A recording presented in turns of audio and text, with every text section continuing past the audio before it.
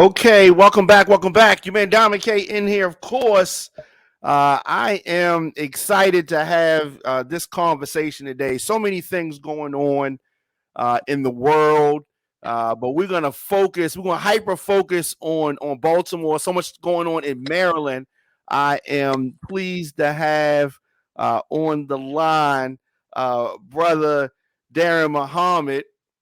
And you are the host, of course, of State of the City, Yes, sir. and you are a political commentator, definitely. Yes.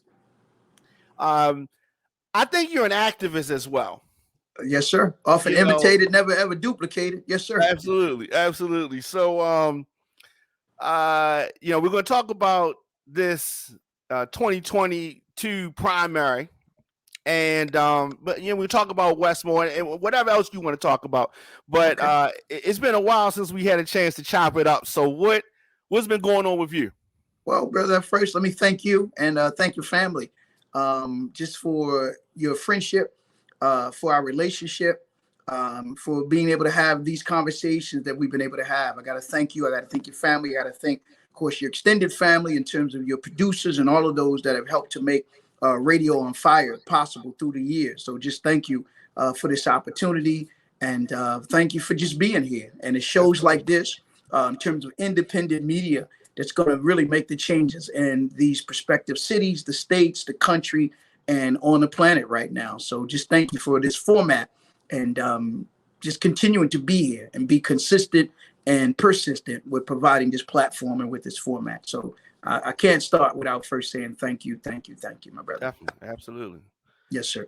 Now, as it relates to, I think, your question of what's been going on, what's been happening for me personally, just in terms of, again, the elevation, still the work that we have to do in Baltimore City, because as we always say, we've heard the old saying, if you can make it in New York, you can make it anywhere. But we like to bring it to Baltimore and say, no, if you can make it in Baltimore, you can make it anywhere. Baltimore it's not just a tough cookie. Coming out of my experience in the Nation of Islam, we say it's a tough bean pie, but there's a lot of ingredients and mixtures that go into making a nice bean pie.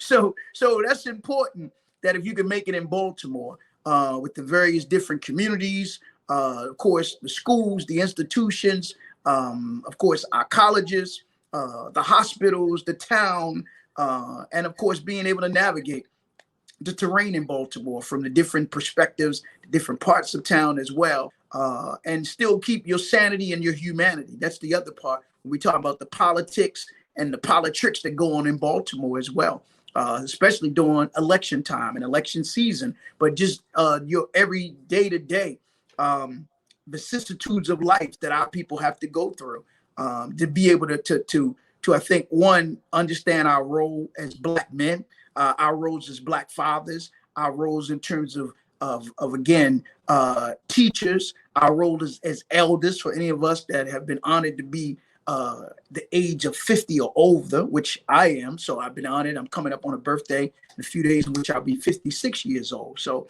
that's an honor. And now to have, of course, children, 4 girls, 1 boy. My oldest, who's celebrating a birthday tomorrow with the great Malcolm X, our great El Hajj Malik Al-Shabazz, whose birthday, May the 19th, we will be stopping to honor him tomorrow. My firstborn, Queen Adriana, celebrates a birthday with Malcolm X tomorrow. So Baba Malcolm X, and of course, our ancestor in that ancestral realm. So that's an honor. And she, of course, honored me with having my first grandson, little Aston St. John, who will be 3 years old in August. So wow. I've had, I guess, many roles to play in terms of being a father, and of course an uncle as well, of course, to my countless nephews and nieces and great nephews and nieces. And I think I got a couple of great, so I can't get any greater than this right now, So I'm honored, just to be able to see where God has blessed me to be in terms of my personal life, in terms of my professional life, but also in terms of just still being here through all that our people have endured, through our sojourn of being here in America, but our sojourn of being here in Maryland, one of the first 13 states and colonies that our parents were and great ancestors were brought to. So honored to be here, making it through that, because 1619 in 2019, some say 400 years later, right? Right. So it's interesting you have this term COVID-19. I don't know if too many, we won't have to get into that tonight, but maybe another day we can really come back and talk about that. I don't think that's a coincidence that you have that number 19 in there.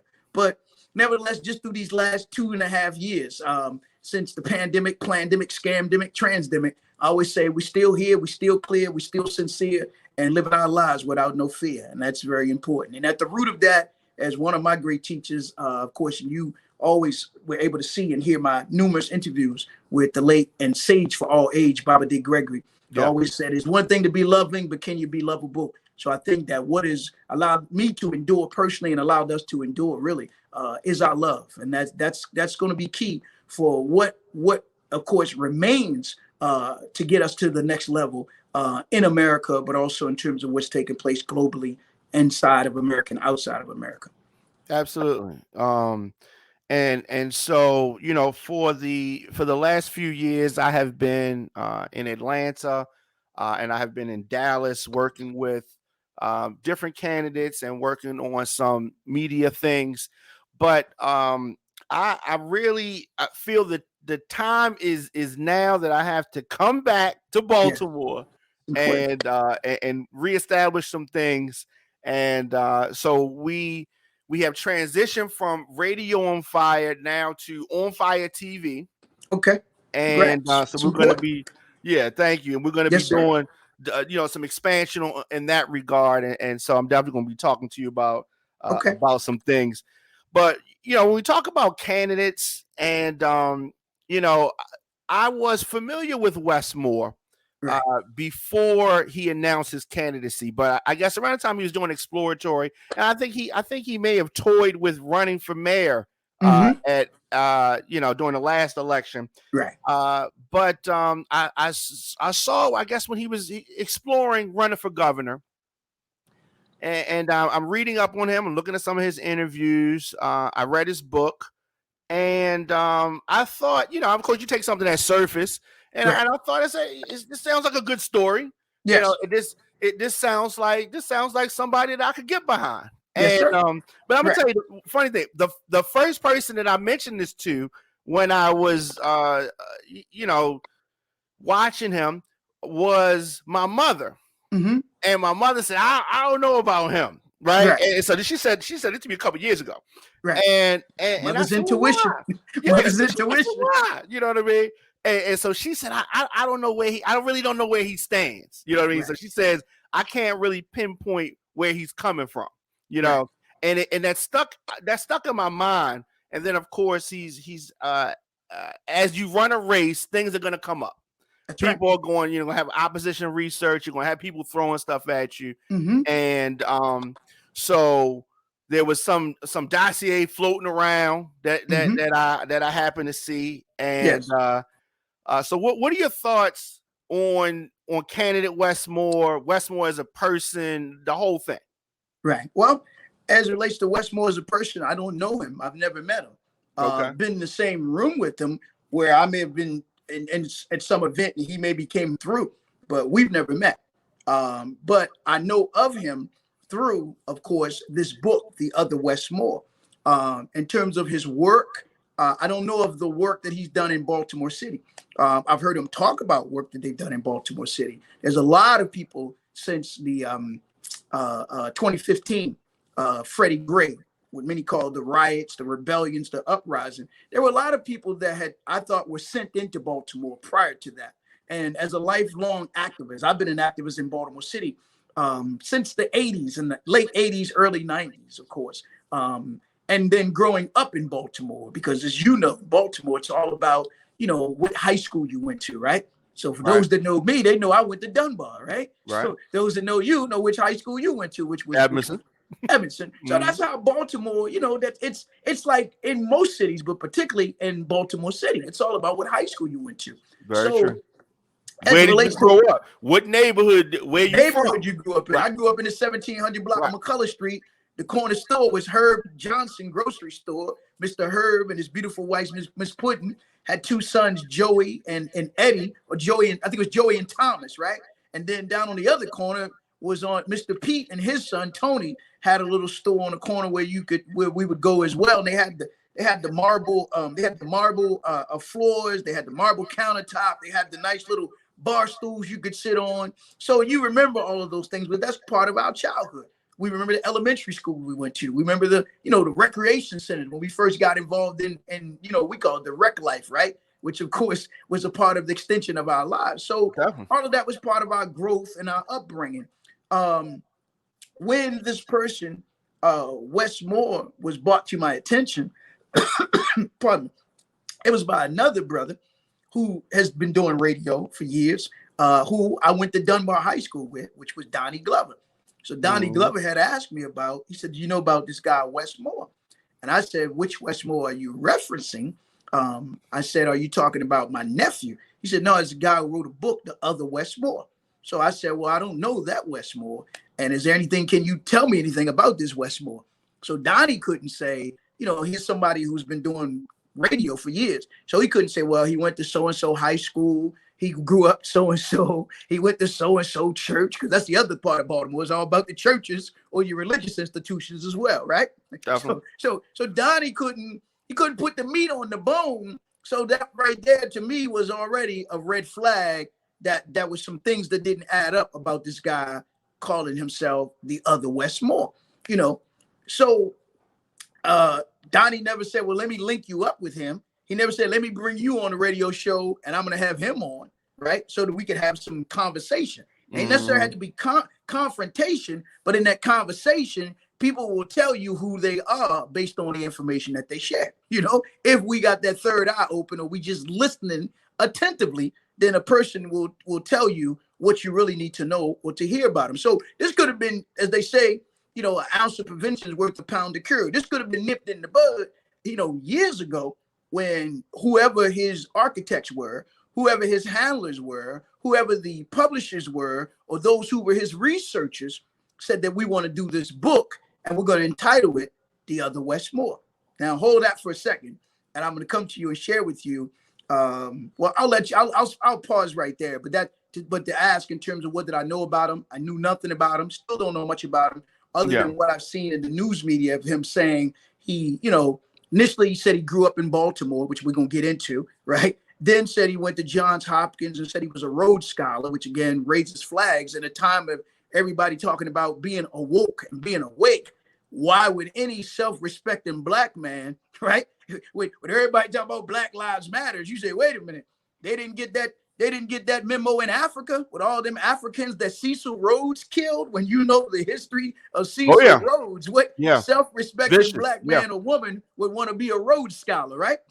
And while you taking down statues, how come nobody ever said we got to take down the statue of Cecil Rhodes?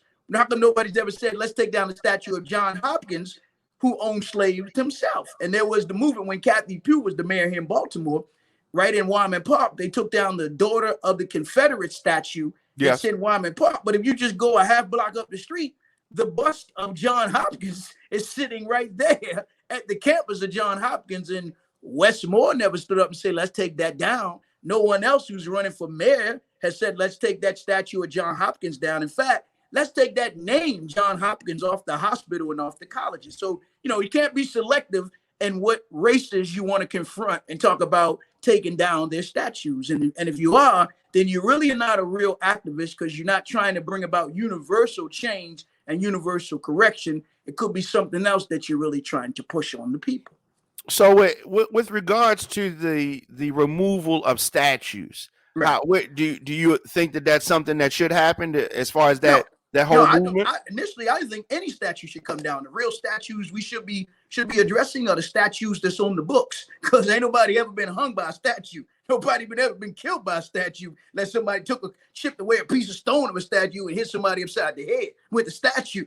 But the statues that we should be addressing are the statues that's on the books in your local cities and your states, and of course the statues, those are statues. But I mean, right? from the standpoint, in the I guess about 100 years ago, there was this movement where the white people in this country wanted to raise up and honor some of their past heroes. Heroes, right? And Yeah, you they're had this founding whole fathers, right. You had this whole time where all these statues were erected, Yes, and these statues are steeped in white supremacy, yes, and they are, and often times people don't even know who this person is. You know, they may correct, be in a black community, and correct. folks don't even know who this Yep, is. Just, yep, you know, this is just something that the birds are crapping on, and people right, sitting there right. drink on while Yeah, they yeah, sitting there yeah, talking,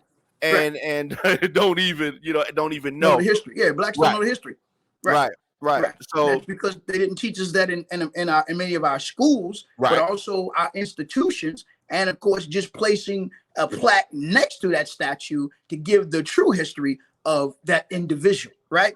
You right. would think that you would have those to say, well, if don't take down the person's statue, but give the whole story about who this man or this woman is that you've decided to erect a statue of them. So that's one of the things that could have been addressed. But you know, if you start saying what statues you're going to take down, then you can't be selective in which ones you want to take down. Don't leave Albert Pike, the founder of the Definitely golden don't Knights leave of the that. Golden Circle or the Ku Klux Klan. No. You leave him out of the conversation, right?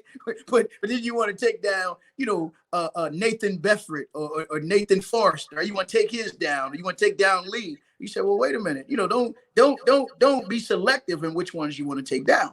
You know, and I think, of course, there was other reasons behind a lot of what they were doing with that. But as I said, it was focusing your attention, I think, on the minimum as on the micro as opposed to looking to the macro.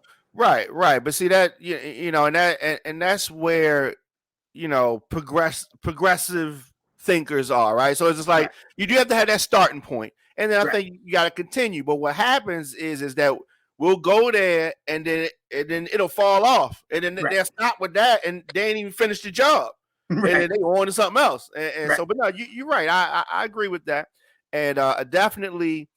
I've listened to a lot of interviews of Wes Moore, and right, even with regards to the name of the book, he didn't want to name the book The Other Wes Moore.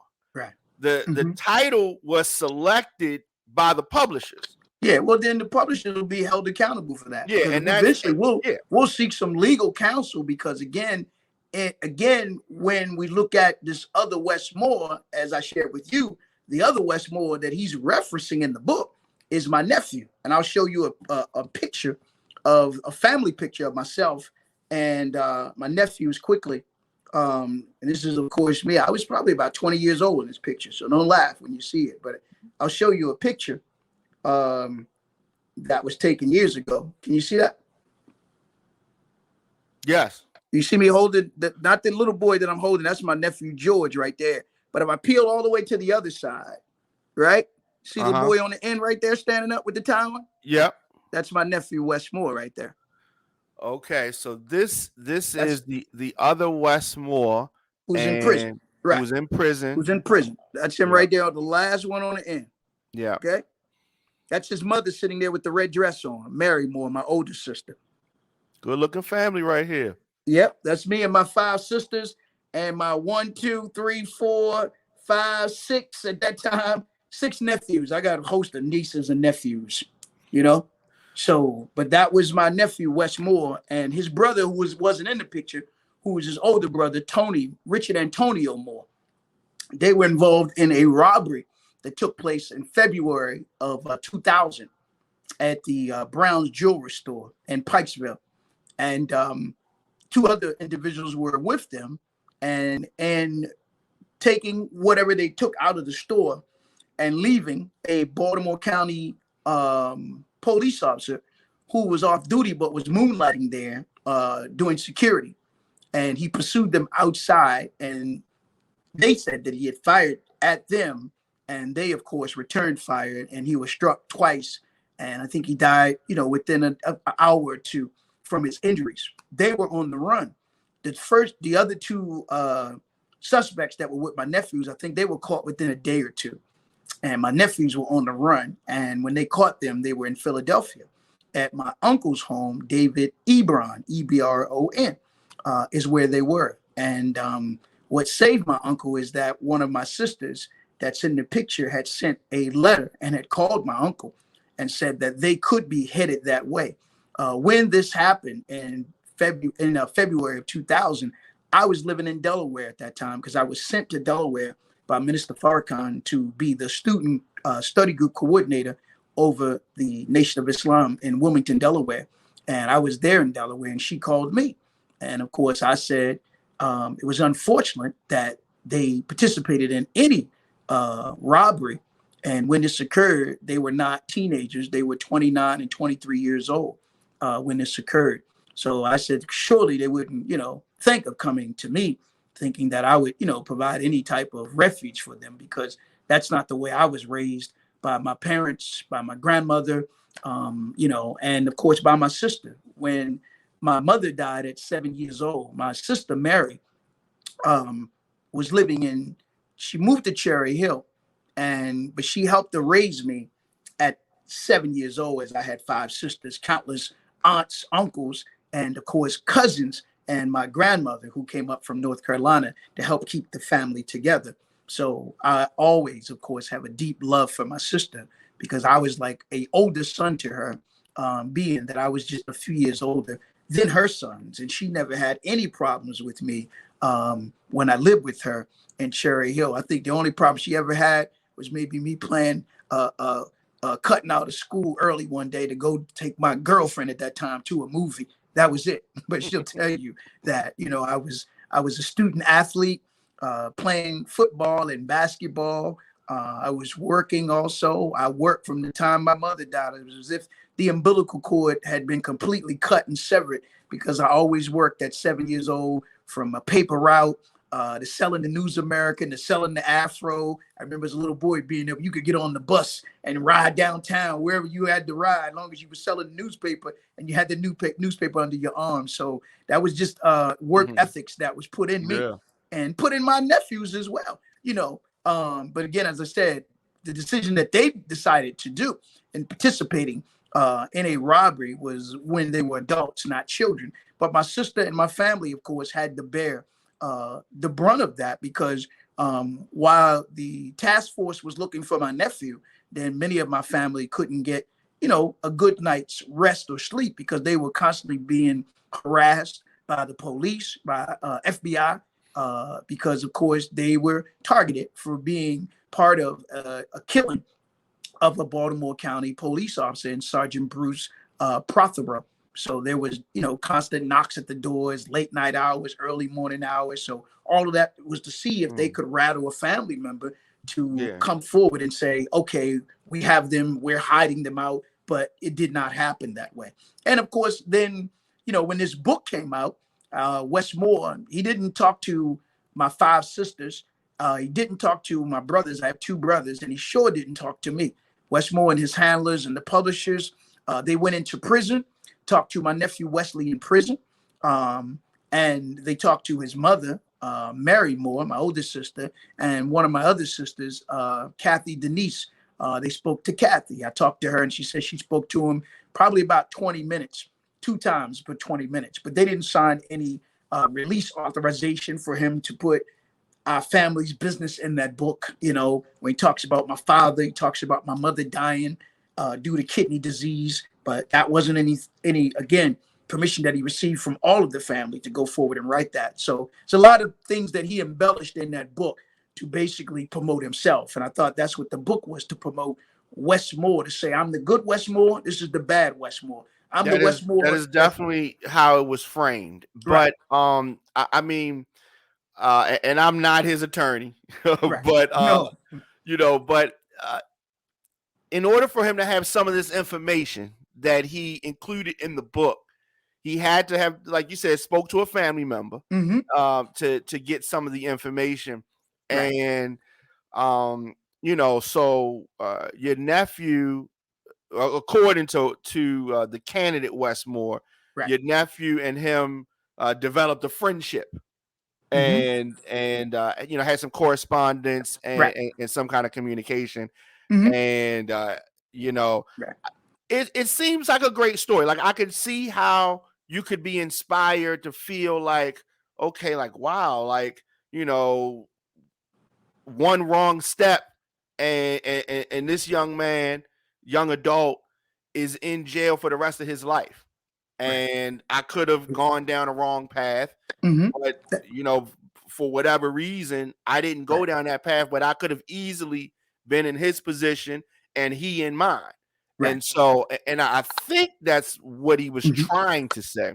Right. But it was, but it was all based on a lie, because the book starts off, when you read it, says, here's a story of two boys that grew up blocks apart in Baltimore. Yes. Right. So it forward, that way, right? It says it in the forward. Yeah, it starts that way, right? That's two boys the narrative right there. Right, now, let me let you in on a little of my history, right? I wasn't always Daren Muhammed, right? People that know me as Daren Ebron, growing up in Baltimore City. But there's another guy by the name of Daren Ebron that grew up in Baltimore also, right? He's done radio. He's been a disc jockey. He's done parties, right? But he's used a lot of people, because I know a lot of people. I saw him in the paper. He got arrested for like bringing drugs off, I think in California, but I've never decided to say I'm going to write a book and say the other Daren Ebron and use his demise for my rise, right? But at least he was born in Baltimore. But Wes Moore wasn't born in Baltimore. So he allowed this lie. Not only did he allow this lie, his mom allowed the lie to be told. His handlers allowed the lie to be told, where he said for years he was from Baltimore. He was born and raised in Baltimore. It wasn't now until this 2022 gubernatorial campaign came up, and when this dossier was released, and the dossier raised questions about the validity of whether Wes Moore was born in Baltimore or not. Now, some people would say, what difference does it make? And if you listen to my numerous interviews with Bobby D. Gregory, we talked about the great Alex Haley and how it came out years later that Alex Haley didn't write Roots. Alex Haley fabricated Roots from a white man who wrote a book entitled The African by the name of Harry Kolodner. That's all in court papers that came out. That Alex Haley Roots wasn't based on, what we thought Gambia, based on what Alex Haley had written.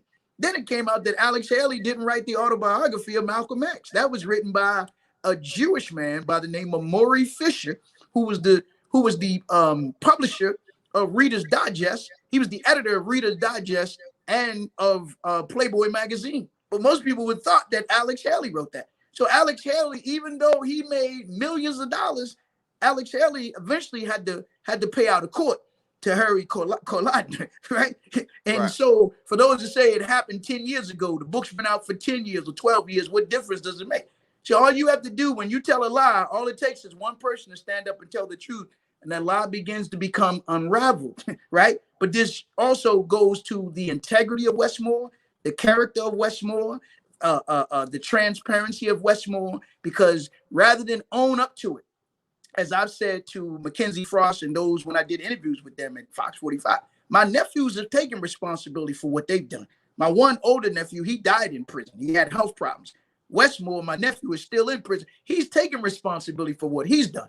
But Wes Moore, however, who concocted this along with his handlers and publishers, have not taken accountability to say, we want to apologize. And the reason why I say that, because if you remember years ago, it was a guy by the name, I think, James Fryer.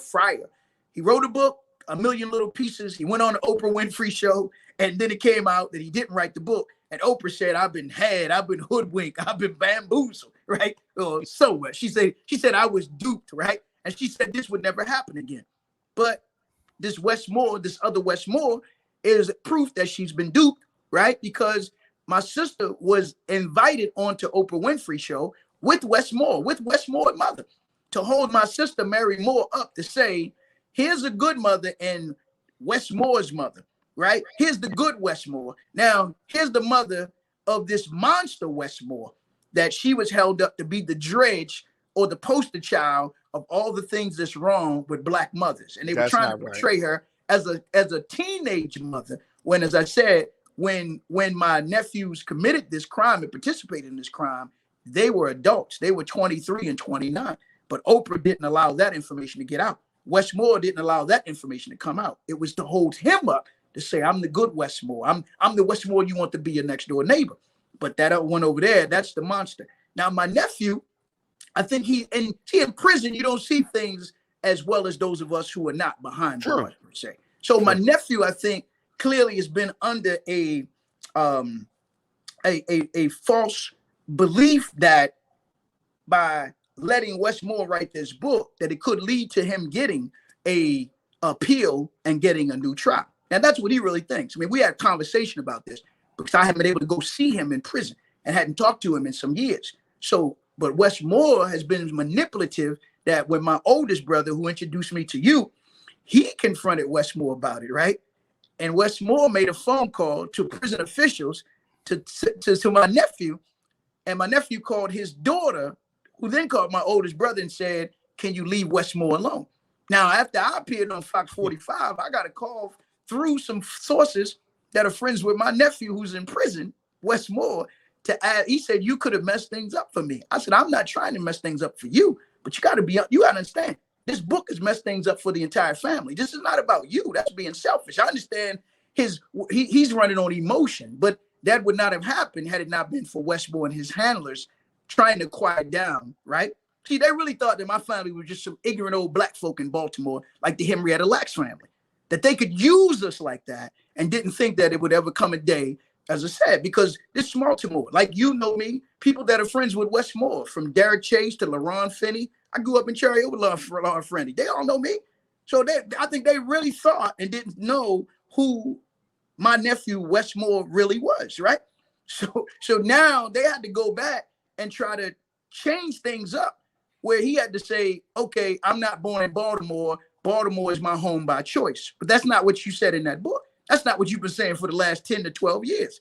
It was only until it came out 6 weeks ago that now you're saying Baltimore was my home by choice. When the reporter pressed him 5 weeks ago, he said, "Yeah, I grew up in West Baltimore." She said, "Well, what part of West Baltimore did you grow up in?"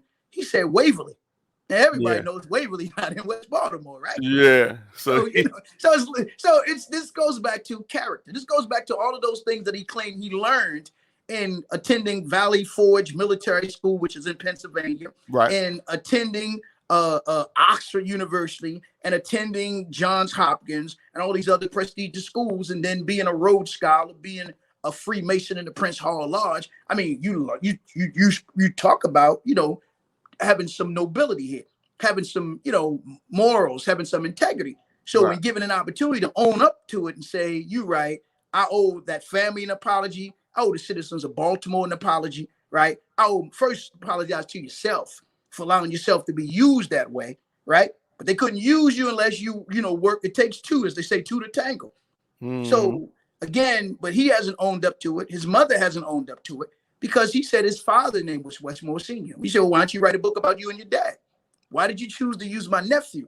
Because he wanted to give himself street cred and sweet cred and black sweet cred, SWEET. When you read the things he was embellishing in that book, talking about he laid in the bed at night hearing gunshots, you know what I mean, in East Baltimore. He saw crack deals going down. All this was to give himself street cred to, again, embellish these lies. But again, as I said, all it took was one truth to come out, and all of it began to unravel on Wes Moore. So they on the defense now. They definitely on the defense. So you referenced what he was saying, I guess, in response to the reporter asking him questions. Right. So he said that we lived over in Waverly. So when I first got a chance to live full time in Baltimore, we lived in Waverly, and that's when he was. Oh, sorry, when he was in college. He said it was the first time when he was in college. Yeah, but when you, yeah. But he's been trying to push. He's been trying to push back on this, and also he said that he does not think that he let the narrative continue. I was clear in my book about where I was born. And also when I left on page 37, I talked about when I left to go to New York to stay with my grandparents. When I came back to Baltimore, it wasn't until when I was in college, Moore said. But when I came back, I spent most of my time in all the areas of Baltimore, including West Baltimore. So when I talked about the idea of comparing poverty and what poverty looks like, I was speaking as a collective. So he's trying to say that he was just speaking in general about. Right. Yeah, but when you watch the interview on Oprah, to go back and watch the interview on Colbert, you go back and watch the interview he did with I think it was PBS up, and he brought the woman here, and they were walking on the Alameda and Kennedy, saying, "See, these are the blocks we grew up on, right? Go back and look at that." And the reason why I say that, because that's where my sister and my nephew lived after they left Cherry Hill. We lived on Luzerne. Then when my nephew was a little older, as adults, they lived right there on the Alameda. So he would not have known this had he talked to my sister or my nephew. So he clearly was trying to say he lived on the Alameda. And if you watch any of that videotape, you don't see nobody from the neighborhood walking up to him saying, "Hey man, that's Wes." You know what I mean? "What's up, boy?" You know what I mean? You don't. Because that's how it would if be. You and I were standing in if you the went to area your old neighborhood, you know, people gonna walk up. "That's my man, D. Williams, right there." Yeah, right? That's my man, Brother Muhammad. People be screaming out the window, rolling the window down. Right, But we always say only those with bad credit need cosigns, bro. So he didn't have a teacher, he didn't have a counselor, he didn't have a principal, he didn't have a crossing guard that could co-sign for him to say, "Yeah, we remember Wes Moore." You understand what I'm saying? Good or bad. Yeah, definitely. I saw him on an interview on Bloomberg, I think in 2020. Mm-hmm. And he said, I heard him say out of his mouth that he grew up blocks away from Wes Moore. So yeah, I heard him say it. So yeah, he's done the double dance with this. Yeah. Mm-hmm. And so he's caught with this one, right? Yes, absolutely. And so I guess it makes you say, what else is he lying about? What else is he hiding? Right. What else is he hiding? Yeah. Well, it came out, of course, Mackenzie Frost, and I give her credit. You know, some people don't like Fox. I jokingly say, "Look, man, I grew up on Fox, and I know you grew up on Fox. Red Fox, Vivica Fox, Jamie Fox, Michael J. Fox, and of course, one of my favorite auto dealerships, man, was Hey Fox Chevrolet, right? I ain't got no problem with Fox." You know, people be tripping. Tell what we gonna do about Fox. You know, the only one worried about the Fox are the hounds. You know what I mean? I ain't got no problem with Fox. Well, I on the other hand, I do not like the coverage of black politicians on Fox. Right. We've talked about the Mosbys many times in the studio, but they doing too much. Like, okay, yeah, they let's let it play out. But it's like they have an agenda that's just so personal that, so that's what I don't like. I like honest coverage, lay it out. It is what it is, right? Right. Yes. But even if you're gonna do opinion pieces, and we do opinion stuff over here, and we got different things that, and that's fine. But lay it out as it is. But don't try to act like your personal attack is the actual news. It's their opinion. They don't like her. They don't like any of the black politicians. For whatever reason, Mary Bubala talked about every black mayor that there's been, in Baltimore. And well, I mean, I gotta be honest, I talk about them too now. I know. I don't hold back. And that's fine. That's what we're supposed to do. And unfortunately, most of our black media end up having a romance and a bromance with the black politicians that we don't want to critique them, right? And so what ends up happening is the black media in this town, historically, from the Afro to Radio One to others, where they just say the topic is off limits, you can't bring it up. And if anybody brings it up, as I've had to, suffer, in terms of people attacking me for being on Fox 45. What I'm doing now, you're the only third black media person who said, "Let's come on and have conversation about it." I'm known in this town. I'm known in this region. I'm known in this country because of my friendship and relationship with the late, great Baba D. Gregory. So the black media have seen me on Fox, but the only one reached out to me is Coach Butch McAdams, who has a sports show, In and Out of Sports, and invited me on. And Carlton Douglas, who owns the funeral home service. And he, as I always jokingly say, tongue in cheek, anytime you got to depend on a man to spend more time talking to the dead than he do with a living to get your news, you're in bad shape. You know what I mean? But this is what's happening right now. That this is, again, what's happening. So this is why what you're doing is very important, because a lot of the black media, the Afro, Sean Yost knows this, but it's about relationships and friendships. So a lot of times they want to build a wall around them, and you're not helping them when you do that, because then eventually, when these court cases go to court, when these rulings come down, who are those that's losing? because the Mosbys are still gonna keep they're gonna still keep their nuggets. They're gonna lose a lot. But just as we saw with Sheila Dixon, just as we saw with Kathy Pugh, just as we saw with Cheryl Glenn, just as we saw with Nat Oaks, you know what I mean? It's the black community, because the black community is believing in these people more than they're believing in themselves for the most part. But I mean but it's almost like you say it in a way like these white folks are now believing in the MAGA movement, or you have elements of conservative media that rally behind their politicians. You know what I mean? So it's it happens. It don't only happen with us. Right. No. And when it happens with them, hey, let it happen. That's all. You know what I mean? Because you better understand, when you're getting on the football field, when you're getting into politics, what you're really and truly up against. And I think many of our people don't really truly understand what they are up against. Politics, of course, is a contact sport. It's going to be a muddy sport, a bloody sport. You might get a concussion, but you better understand that, otherwise, like you going out on the football field with a hockey stick, or you go on the football field with a lacrosse stick. You better understand what you're getting into. Many of our people want to be the kings, but don't understand, like Mr. Willie Adams and others before him understood, the most important part is to be the king maker, not try to be the king, Right. And this is what's happening. Very powerful. Very powerful. So there's been some question about his military record, and I think that happens with a lot of politicians. They'll start questioning the military record.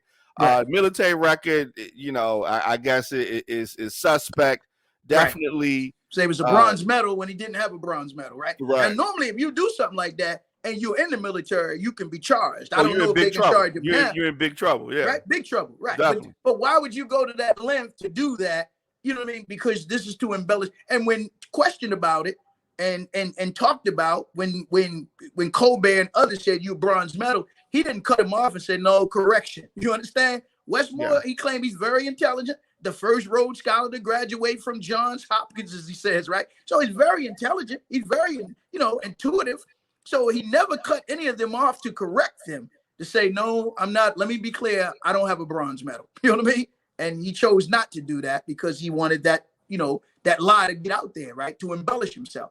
And then the other part to that was to say that the family of the slain police officer had directed him to send proceeds from the book to a foundation, like and some kind of charity. Right, to a charity. And the wife said that never happened. In fact, she said that no one should profit off of the death of her husband, because when he was killed, I think she had triplets, and she has 5 children now. At that time, I think she had 5 children. I think at that time she was pregnant with triplets. And so she's had to relive this now with a lot of this coming up. And this is what's happened with my sister, the mother of my nephew, Wes Moore. She's had to relive this. So it's caused her a lot of pain and discomfort as well, in terms of just now this coming back up and the media reaching out to her.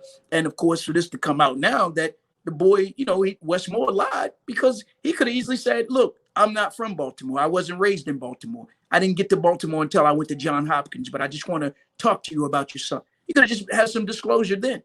So he's been forced to do it now, and still, rather than own up to it, he tried to blame former Secretary of Education John King, who's running for governor, to say it came from John King's camp, rather than own up and say, well, let's look at what's in the dossier. Is it true or not? See, it's not about black or white, but it's about wrong or right is what it's about.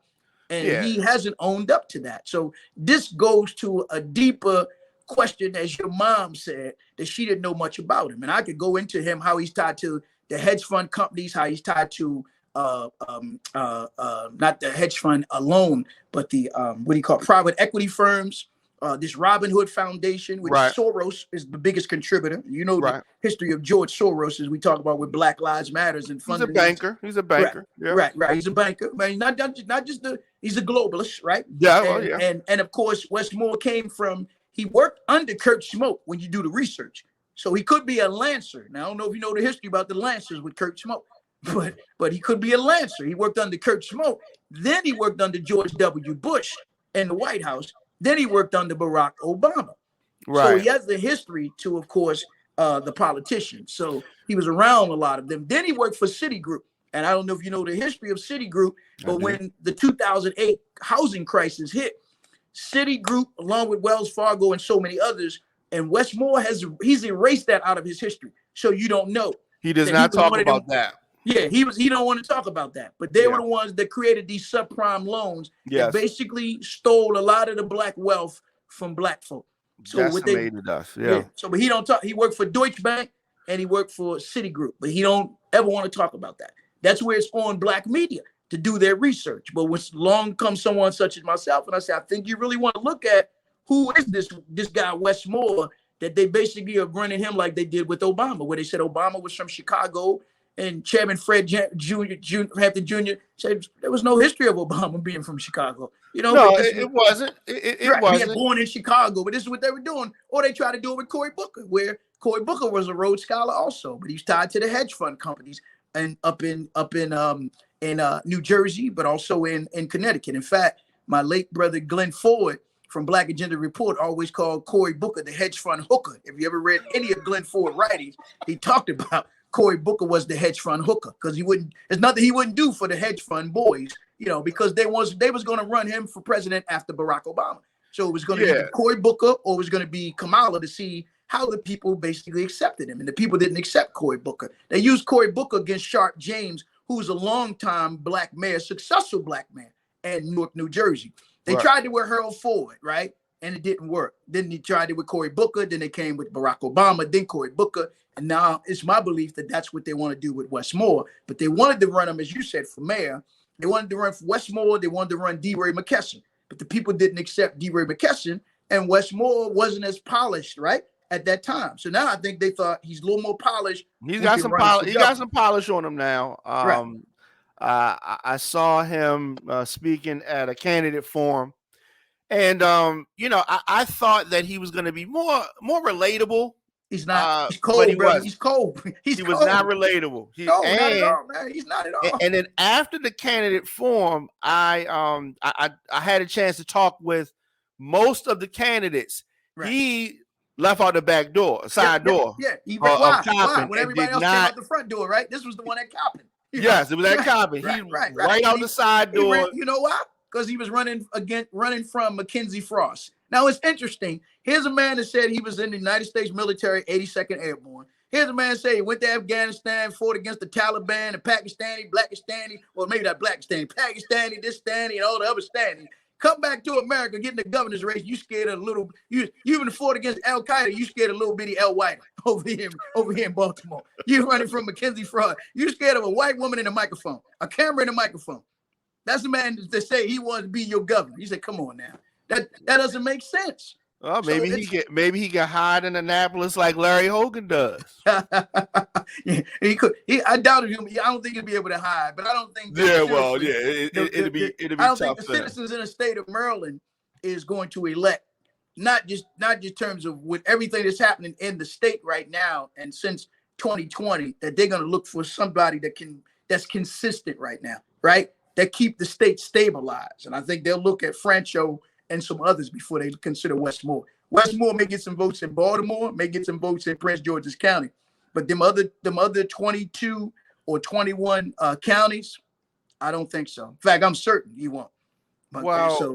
You know, I think that's a good point. He is one of the leading candidates, though, on the Democratic side. Can we agree on that? Yeah, well, that's because of, again, when you understand the Wall Street. See, he's a Wall Street candidate. He's not a Y'all Street candidate. He's a Wall Street candidate. You know, he didn't work his way up from the bottom. They bringing him from the top. This is the opposite of what we've seen from real Democratic candidates in the past. See, they're bringing him top down as opposed to bottom up. And this is what's happening. But they bought a lot of money from Wall Street. So they've been able to kind of, you know, put money here, money there at UMBC, money at Coppin with these EduCorps, you know, in Baltimore City Public Schools where they made his book required reading, right? So that means somebody some money somewhere. And a lot of it. Authors and writers, and they haven't made their books required readings in school, right? Right. So why Wes Moore book? Why the other Wes Moore? Because Wes Moore was to be a brand. He was to be a hashtag, right? This is what he was supposed to be. It was like his big coming out. I'm the Wes Moore. Now his hashtag is I am Wes Moore. So, you know, this lets you see that as they did with Barack Hussein Obama, that I think it was their intention to do the same with Wes Moore, to use him and then eventually look at running him either for president or running him for possibly Congress in terms of Kwesi Mfume. So that may still be in their plans, but I think it may be. now but this I has don't come want. out and they know I'm not going to be quiet about it, they will never offer me the opportunity to debate him because, as you said, he's not personable. Where I'm very personable. He's definitely not. He's like a Manchurian candidate for the most part. If I ever saw one, right. he looked like it. Okay, he fit the mold of the Manchurian candidate for real. But I mean, when you talk about building up somebody, I mean, John F. Kennedy, they did him like that. Right. Well, remember, Wes Moore went to the same elementary school in New York that the Kennedys attended, and former Secretary of the Treasury Robert Mnuchin. So he's like, wait a minute, how could you be from Baltimore and you went to this prestigious school that the Kennedys attended, right? Yeah. So this what you really got to find out who is his handlers that he could go to this school. They didn't say no other blacks that went to that school. So who was his handlers that he could go to that school, then go to Valley Forge Military Academy, right? Mm-hmm. In Pennsylvania. So he hasn't answered. That's where he went to high. That's where he went to high school at. Right. Yeah. And so, with that being said, okay, Baltimore is going to decide who the governor is. I don't think Baltimore will decide. I think it's going to be decided through Howard County, Montgomery County, and Anne Arundel County. Baltimore don't hold the power that we used to. We don't have the population, and even though we have lost that. We got 600,000. Baltimore, if there's no thrill, people came out Obama, right? Since then, you saw that with that president race with Hillary Clinton and Trump. Black folk didn't come out. Black men just wasn't fit. Black men wasn't feeling Hillary Clinton. Black men aren't really feeling Wes Moore. You know what I mean? But that's when people start doing these polls as they did with Hillary Clinton, they really made her think. Even Newsweek had already printed out 1,000,000-something copies of that Mrs. President book, right? Yeah, and they really was believing that. And so I think it's the same thing. Yeah, because the way that they do polling, it can fool you. The sample size is very small. Yes. And that will just trick you into thinking something is bigger than what it really is. Right. So, your energy as far as your ears to the streets. Right. People not talking about Wes Moore like that? No, people only, and you got certain little pockets in Baltimore where they talk about it. Certain little pockets in Prince George's County where they talking about it. But if the people knew Wes Moore was tied to Citigroup, which of course Prince George's County, the largest wealthiest county of black folk in the country, most of them people homes are still upside down and inside out thanks to Citigroup, the company that Wes Moore came from.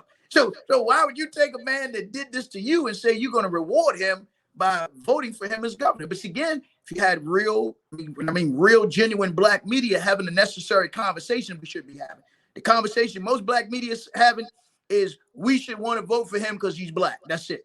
Not saying John King ain't black. Not saying Rashawn Baker, who used to be the Prince George's County executive. I like him. Right? He's black. Like him. So you say, why are these politicians in Maryland endorsing Wes Moore? You're like, what is it? You can't say because he's the only black guy in the race because he's not. Well, he's not. He's not the only black guy in the race. He might be the black guy in the race with the most money. With the most money, right? Yeah, you got to find out what have they been promised or what have they been But you know how it is. It turns so popular. Exactly. It turns to a popularity contest. If you look at Pennsylvania, if you look at Dr. Oz running, if you look at Donald Trump running, the Republican Party has understood that this is a popularity. This is some name recognition.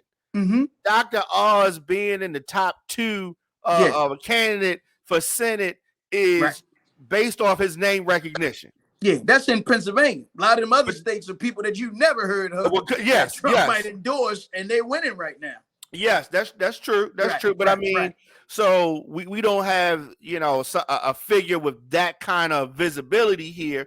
But Wes Moore is somebody that has been heavily promoted. But I would say, go ahead. I'm sorry. No, I'm saying he's been heavily promoted, and so I think people are gonna know Francho, but they're gonna look for name recognition, and they may know Tom Perez, but some of these other candidates, any of these other on the Democratic side, any of these other candidates stand out to you? No, I mean you got John King, but John King he was the late Secretary of Education after Arnie Duncan. You know what I mean? So most people, when they say Secretary of Education, they think Arnie Duncan before they think John King. Now, the interesting thing, John King and Wes Moore still sit on the board of the Robin Hood Foundation, which we call Robin the Hood Foundation. And if you really want to do some research, really research the Robin Hood Foundation, who they are and what they Yeah, he do. does claim that. He does. Yeah, he claimed that he was the CEO of the Robin Hood Foundation. Yeah, all they do is push these social impact bonds. That's what these a lot of these foundations do. And all they do is come into the cities and the towns to say, okay, like this program that most of the black mayors are promoting right now, a guaranteed income where they're going to give certain number of people, maybe 500, might be 200 people, they're going to give them $1,000 a month for the next 2 years. That's a social impact bond. Wall Street comes in and say, okay, we're going to give you this money. We're going to let you do this program. If the results don't come back 100%, you owe us a certain amount of money. If it come back 50%, we owe you a certain amount of money. So what they're doing is they're using these social engineer experiments on the citizens without the citizens knowing. And they're using these mayors to go into these contracts. And of course, to me, our lives should not be a social experiment for the mayors, for Wall Street, for, again, these hedge fund owners or these private equity firms. You know, he talks about the work that he did with Robin Hood as being one of the examples of how his management style would be and how good of a a captain he would be over the state. Right. Yeah. Right. But when they got in trouble, they went and got Wes Moore. Prior to that, there was no blacks on the board at Robin Hood Foundation. When you go back and do the research, they didn't put him there until I think it was either 2011 or 2012 or 2014. So he was only there for a short stint. But he was there to do damage control for Robin Hood, which they say their job is to end. They're the largest anti-poverty foundation in New York. You say you see all that poverty in New York? I thought y'all said y'all was ending poverty. You know what I mean? Right? So it's like, come on, stop. Stop.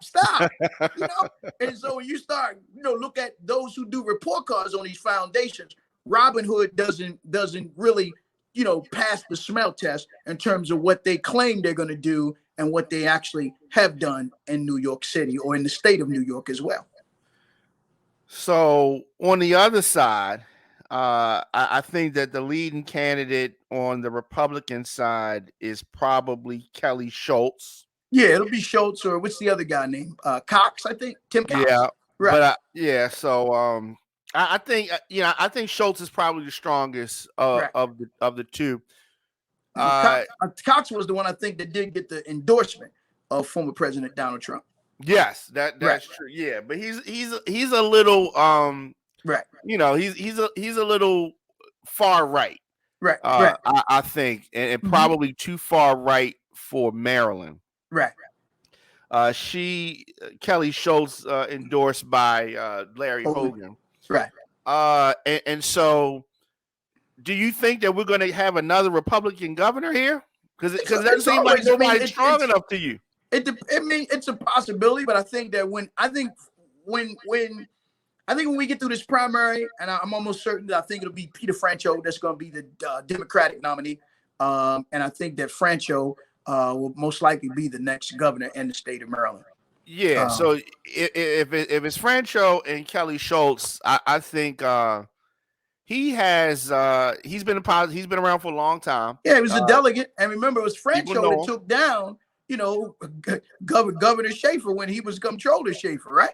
Yeah. So remember, when Franchot took down Schaefer, so the history of William Down Schaefer and all the big syndicates and mob bosses and Muldooms and B-Hoys that Schaefer was tied to. So I think that Franchot is not one to be taken lightly at all. But also in terms of talking about fiscal stability, talking about again guiding Maryland through some turbulent times, people are going to look at that and remember that those in the small towns and counties on the Eastern Shore, those up in the Western and Washington counties, right?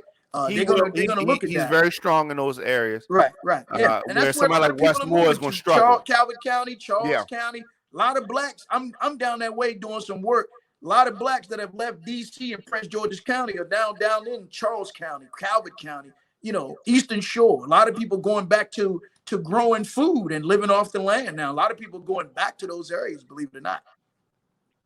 And so in areas like that, you think a candidate like Franco is going to be stronger.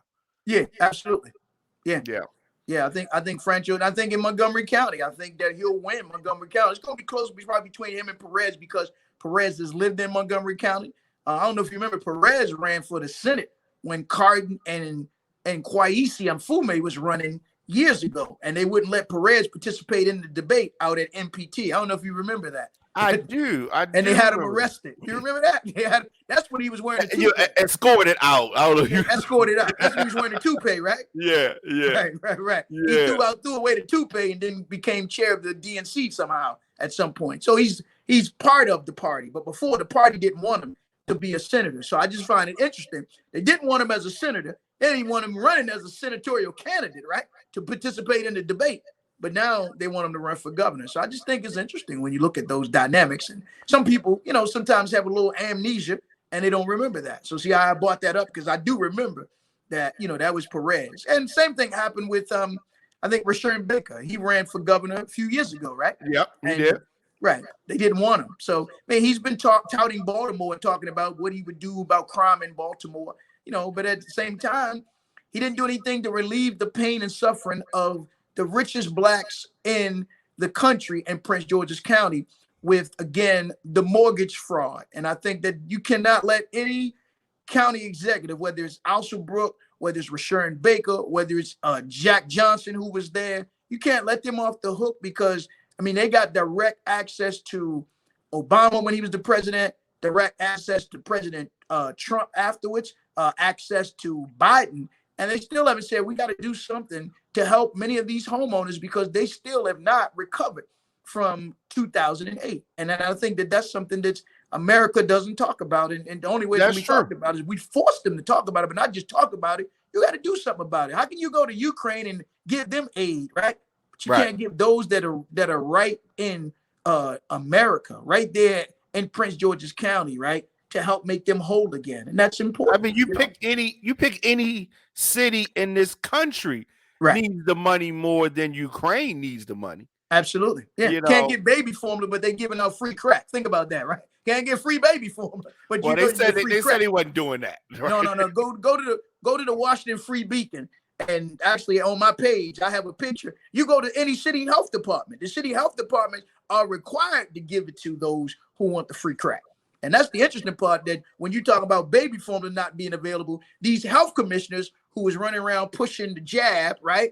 You don't hear any of them saying anything about what are we going to do to help these mothers with infant children. But he's the same ones talking about a man shouldn't tell a woman what to do with her body. But right now we're saying, wait a minute, that ain't what happened when it came to Fauci. You let Fauci tell you what to do with your body, So now when your children and the babies can't get formula, you're not saying, wait a minute. To me, we can't make formula stuff is ridiculous. Yeah, you can make your own. That's the ingredients. Right. We got these ingredients. We just make the formula. When I was coming up and you was coming up, and I was a child of the 60s, we just used pet milk, carnation milk, and you just put a little Cairo in there, and you boiled your water, and it was half milk, half water. Shake up the bottom, right? Shake up the bottom, don't want it to be too hot. So maybe we gotta have some YouTube platforms, social media platforms to show a dummy's guide on how to make milk, man, or beginner's guide. We won't call it beginners. But see, the thing is that the powers that be don't want you to do that because then they won't see that we don't need them. We don't need that. You don't need them, right? That's part of the scamdemic, as we always talk about, right? That's the plandemic and the scamdemic to keep you dependent on them, as opposed to, because the times may get to that point. They're telling you right now through their coded messages that they're going to have food shortages. They're going to have water shortages. So it's incumbent upon those of us that have these kind of platforms to warn our people, put away your water, but know how to purify your water. Put away some food, right? Put away some potatoes. Start gardening. They said during the pandemic, they said two things that blacks did the most was they went back to gardening. The second thing is blacks started purchasing more guns and going to the gun range. And we need to do both of those things. Absolutely. Right. We need to do both of those things. Yeah, so can't stop doing that. And that was the fastest growing gun owners in America because people were calling the police and calling authority and they weren't showing up. People were going to the supermarkets and they didn't have toilet tissue on the shelves. So people we may go back to doing, unconventional, but you have to do those in terms of desperate times, when people knew that meant stock up, put away you some food. If you need to have a 6-month supply, then you got to do that. You don't want to be left out there where you're at the mercy of those who have demonstrated that they really don't care about us. Because if you're in the Ukraine right now and you in some type of orphanage, they got plenty of formula. If you coming up from the Mexican border, they got plenty of formula in the DACA centers, right? In the holding centers for the children and the babies. But yet, supermarkets in here in the cities and in the counties don't have baby formula. So that's the dangerous part about that. When we talk about what's taking place inside of the country right now, and even what we saw up in Buffalo, I could go deep into that because there's so many hidden messages in that. But they're telling the people your store is closed now. So if Tops is closed, and the people there's no other supermarket around there. Their food. Now, one of the things we eventually, and I'm hoping maybe we'll come back and talk about this, but that area is slated to be an opportunity zone in Buffalo. Is 18 opportunity zones in Buffalo. So when you see those things, I don't think it's a coincidence that it took place in that area. And you always stop and ask when you see phenomena or crisis like this, key bono, who benefits? Who's going to benefit from this, right? When you can sometimes the emotional part has to pass, and we got to try to rise above the emotions, because there's a lot of signs, symbols, numerology, gematria, and everything they've been telling about that story up there, Just when you think about the word Tops, first thing come to your mind, we coming up with some reefer, right? We heard Tops, you talking about top paper, right? So you think, I don't know no supermarkets named Tops. I know more. Yeah, I had never heard of that either. Tops, So there's a lot of things that went on up there that still hasn't been explained, right? And it's not going to be explained. Right. But that's what we got to have black media to go there and do our own independent people investigation on the ground and talk to the people. But in the meantime, between time, if the federal government got there and that supermarket's closed, how come they haven't said, well, we're going to open up some place for the people to get their food, right? Because if not, then, of course, then you can forget about saying 10 people were massacred. A whole lot more people going to be massacred because they don't have food. Or could that be a beta test for something bigger that they want to do this upcoming summer? So we have to be mindful of that when we're talking about and having these conversations about the water, about the food, and putting away water, putting away the food right now for a time that we may be moving into right now inside of this country. Absolutely. I mean, so many nuggets that you dropped today. We definitely got to get together again and have another conversation. Those tuning in, Dame K and our brother Daren Muhammed here talking about a whole host of things. How can people follow what you're doing and hear State of the City and all of that? Okay, well, I'm on every Saturday, WFBR. That's the world's first broadcasting radio station in Glen Burnie. They started out at the 5th Regiment Armory, believe it or not, and now they're all the way out in Glen Burnie. I did not know that. Okay. Yeah, but 1590 every Saturday, 12 to 2. And then I stream a podcast on Instagram and on my Facebook at Daren Muhammed, Daren Muhammed, Muhammed. Instagram is Muhammad Duck Comet, Muhammed, and that's Duck Comet, Dacomet. And we do a stream on Thursday nights from 7 to 9 as well. So we'll be on tomorrow. I used to be on YouTube, but we eventually have to come back up on YouTube. They took my YouTube channel down, of course, at a time when they were banning any of those who dared to talk opposite of what was being told to the people around the pandemic, plandemic, scamdemic, and transdemic. And I always tell our people, question everything and question everyone is what we must do during these times, because we're at a time like we've never been before. And so we have to, again, question everything and question everyone. What we see on the news and what we hear as well. And tune in and support platforms, of course, as your platform in terms of, again, Fire, and of course, support you financially as well. And I think that's what's needed now more than ever. And this is why they've had to basically target platforms and programs like this, because people are not listening to some of the old news outlets, or I call them the fake news, as they've listened to before. Their ratings are coming down. You look at what's taking place in the universe with the lunar eclipse. All of that is just a sign on a macrocosm level of what's taking place on a microcosm level. Certain people that used to be in high places are going to be removed. Certain people that used to be on radio are going to be removed. Certain people used to be on television, they're going to be removed. It's like the Bible says, I saw a new heaven and a new earth. And as Minister Farrakhan once told us, that means new political and spiritual leadership, new civic and social leadership.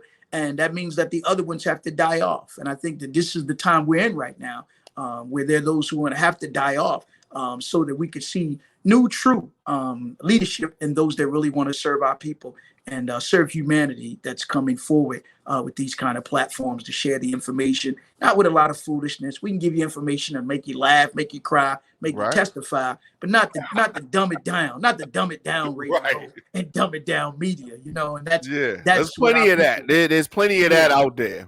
Absolutely. Yeah, so, it's definitely plenty of that out there. So we definitely have to get together and talk more often. It's I love our conversations. Thank you. And the information that you have to share with people and all of that. So definitely this is not the end. This is just the beginning. Thank you.